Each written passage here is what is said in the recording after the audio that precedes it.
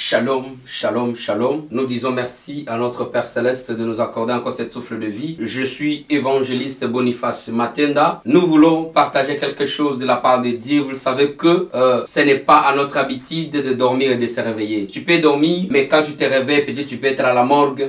Peut-être tu peux être au lit de l'hôpital. Mais toi et moi, Dieu nous a fait grâce de se réveiller ce matin. C'est qu'on voulait partager quelque chose que Dieu nous a mis dans nos cœurs ce matin. Mais avant de partager, on va prier. Père Céleste, notre Dieu, nous te disons merci. Merci pour ton amour, merci pour ta bonté. Merci Seigneur parce que toi tu es Dieu. Merci Seigneur de nous donner la grâce d'être comptés parmi les vivants ce matin. Nous voulons partager quelque chose de ta part, Père. Donne-nous la sagesse et l'intelligence. Aide-nous notre Dieu d'être au milieu de nous. Au nom de Jésus, nous te prions ainsi. Amen. Je disais, nous voulons partager quelque chose de la part de Dieu. Mais aujourd'hui, nous avions un petit thème qui est intitulé « Le secret du mariage ». Et ça va nous amener Ephésiens chapitre 5, verset 22. Jusqu'à 25, on lit au nom de Jésus. Femmes, soyez soumises à vos maris comme au Seigneur, car le mari est le chef de la femme, comme Christ est le chef de l'Église, qui est son corps et dont il est le sauveur. Or, de même que l'Église est soumise en Christ, les femmes aussi doivent l'être à leur mari en toutes choses. Maris, aimez vos femmes comme Christ a aimé l'Église, et il s'est livré lui-même pour elle. Amen. Je disais, notre thème d'aujourd'hui, c'est le secret du mariage. On vient de lire Ephésiens chapitre 5, 22 jusqu'à 25. Il y a deux mots qui m'intéressent. Premier mot, c'est la soumission de la femme. Et deuxième chose, c'est l'amour de l'homme. Laissez-moi de vous dire quelque chose. Il y a un serviteur de Dieu, je l'ai suivi un jour à la télé, il a dit, pour que la femme soit soumise, il faut que l'homme soit responsable. Non, Dieu nous a pas dit ça. Dieu nous a dit, il a donné l'ordre.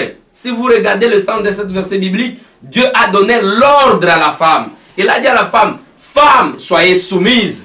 Et l'homme, aimez ta femme. Ce sont de l'ordre que Dieu a donné. Parce que la nature de la femme, elle n'est pas quelqu'un qui peut être soumise. C'est pourquoi Dieu a donné l'ordre à la femme. Laissez-moi de vous dire ce matin, ma soeur qui me suit maintenant. Vous savez, beaucoup de gens se trompent. Ils disent que non, la prière, clé du mariage. Oui, on ne disconvient pas. Mais la clé du mariage pour la femme, c'est la soumission vers l'homme.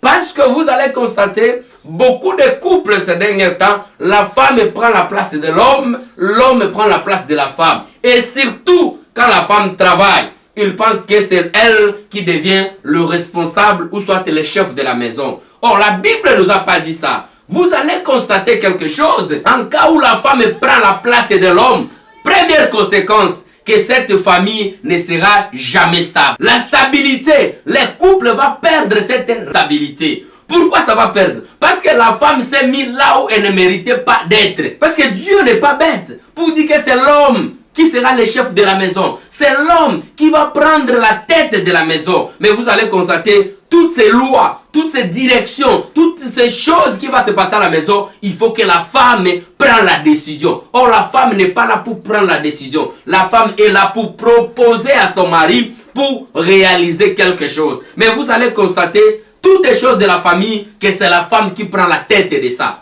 Et conséquence, cette couple va pas durer. Conséquence, cette couple va vivre dans la dispute et dans la distraction totale. Pourquoi? Parce que la femme s'est mise à la place qu'elle ne mérite pas. Mon frère et ma soeur, ne pensez pas que d'aimer ta femme, c'est lui donner ta place dans le couple. Non. Que ce soit ta position sociale, que ce soit ta position économique, tu ne peux pas céder ta place comme le chef de la maison. Oh, Dieu a donné l'exemple. Il a dit quoi?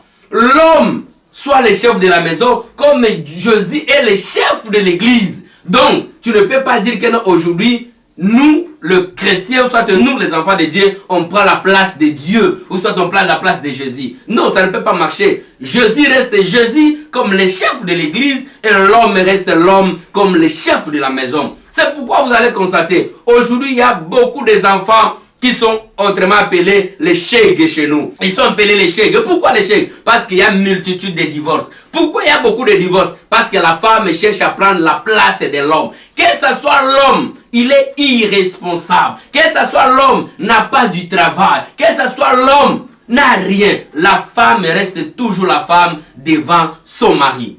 Donc, la femme, comme il s'apprend en tête, il commence à prendre la décision qu'il ne mérite pas à prendre. C'est pourquoi vous allez constater, il n'y a pas l'harmonie dans les couples, il n'y a pas la paix dans les couples, parce que la femme prend tout ce que l'homme pouvait prendre. Et l'homme, la Bible nous dit quoi? L'homme aimait ta femme. L'amour, c'est quoi? L'amour, Dieu s'est donné, Dieu a donné son fils unique pour le preuve d'amour. On ne peut pas parler de l'amour sans le preuve. Nous les hommes aujourd'hui, quand tu aimes ta femme, si tu aimes réellement ta femme, tu dois prendre la responsabilité totale de ta femme. Mais l'homme, tu dois prendre la responsabilité de ta femme. Dieu connaît, il connaît là où tu es limité. Mais il t'a donné ce pouvoir de prendre la responsabilité de ton foyer. En cédant sa place, il y a quelque chose qui va diminuer à l'homme. Cette affection vers sa femme va diminuer. Parce qu'à chaque fois, la force de l'homme, c'est quoi? Et quand il fait le cadeau, il fait des choses,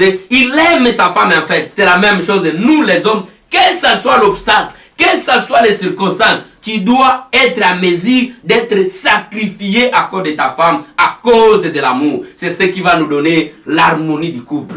Les couples, ce n'est pas ce qu'on pense que non, on va aller à Mangengengue, on va aller dans les montagnes, on va aller dans l'église pour prier. Oui, on peut prier. Mais si les comportements ne changent pas, si l'attitude que Dieu a dit dans sa parole ne change pas, vous allez passer votre temps inutilement. Aimez ta femme, sois soumise à la femme. Femme, sois soumise. L'homme, aimez ton mari. Aimez ta femme en fait. Aimez ta femme pour te permettre que votre couple soit dans l'harmonie et soit dans la paix. L'homme reste à ta place, la femme reste à ta place. S'il y a seulement le changement de la place, automatiquement, il n'y aura plus l'harmonie dans votre couple. Que Dieu nous aide, que Dieu nous donne la force, parce que ce n'est pas facile. Aimez ta femme. Femme, aimez ton mari. Sois soumise devant ton mari. Que Dieu nous bénisse et qu'il nous accorde son amour. Merci beaucoup pour aujourd'hui. Prochainement, n'oublie pas d'aimer notre TikTok, de s'abonner dans notre page YouTube Matenda TV. N'oublie pas. Et notre page Facebook. Que Dieu vous bénisse. Seigneur notre Dieu, regarde cette couple qui sont dans les turbulences en ce moment. Notre Dieu donne la paix et la joie à notre Dieu. Accorde l'amour dans cette couple, notre Dieu qui nous suit maintenant, Seigneur. Regarde ceux-là qui se préparent pour le mariage. Notre Dieu accorde et accompagne-les. Toi qui es Dieu d'Abraham, d'Isaac, de Jacob, au nom puissant de Jésus-Christ, nous te bénissons aussi. Amen. Que Dieu vous bénisse. Amen.